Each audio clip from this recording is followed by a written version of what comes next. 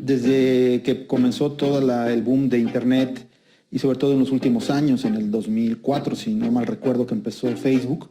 las interacciones sociales se fueron migrando de alguna forma, una buena parte de las relaciones sociales se fueron migrando a las redes sociales,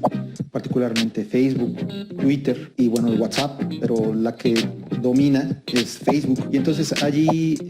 la gente empezó a interactuar y a buscar contactos que tuvieran intereses similares. Y los perfiles falsos tienen su origen en la necesidad de expresarse de una forma que no puede hacer el usuario desde su perfil denominado real. Y esto se puede abrir una discusión sobre si un perfil es real o falso. Yo diría que es un continuo, porque muchos elementos de deseabilidad social que transmite un perfil real, pues pertenecen, podríamos llegar a esa conclusión,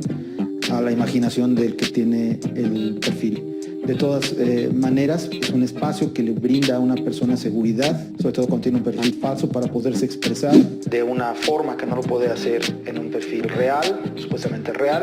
y que también salvaguarda información personal al utilizar ese perfil. Ese es uno de los beneficios de tener un perfil falso. A veces es difícil identificar perfiles falsos en las redes sociales, porque algunos están más desarrollados y pueden poner fotografías, información completa del perfil que simulan un perfil real. Es difícil a veces poderlos identificar, pero hay otros que dan evidencia,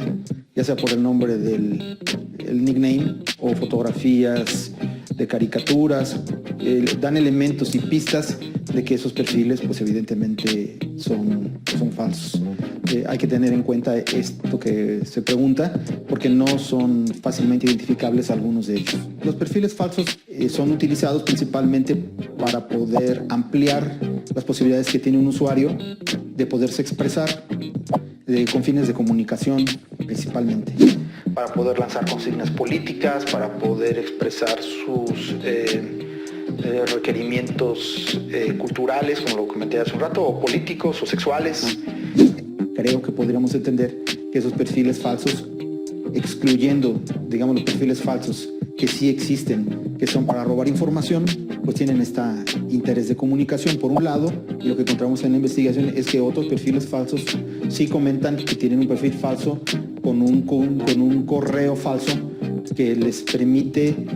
no recibir spam, que les permite no ser identificados con sus datos originales o reales, y más bien ese perfil cumple con una función de salvaguarda de datos personales. Bueno, tiene mucho que ver con el deseo de comunicarse, los perfiles falsos, a diferencia de lo que muchas veces se piensa que los perfiles falsos son solamente para hacer espionaje o stalkear, como se denomina en la jerga del Facebook, de las redes sociales.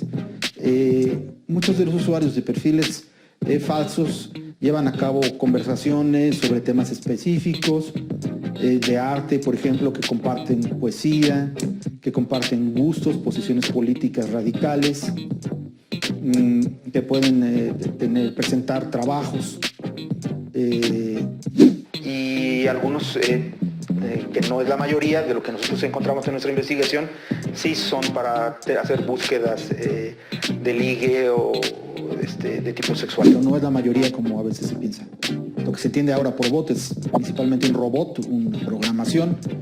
que hace mensajes y que los repite de manera mecanizada. Hay también bots humanos que están pagados para poder reproducir información, y que a diferencia de los bots mecanizados o robots, pues ellos van variando su discurso, que es como muchos grupos políticos, empresas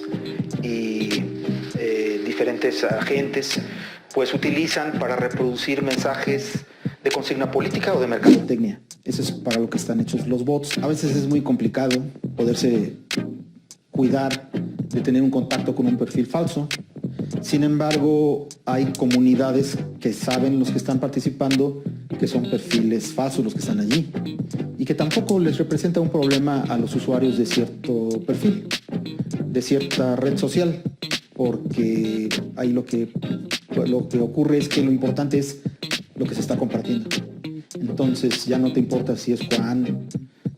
Juan Martínez o el Don Quijote de la Mancha 2,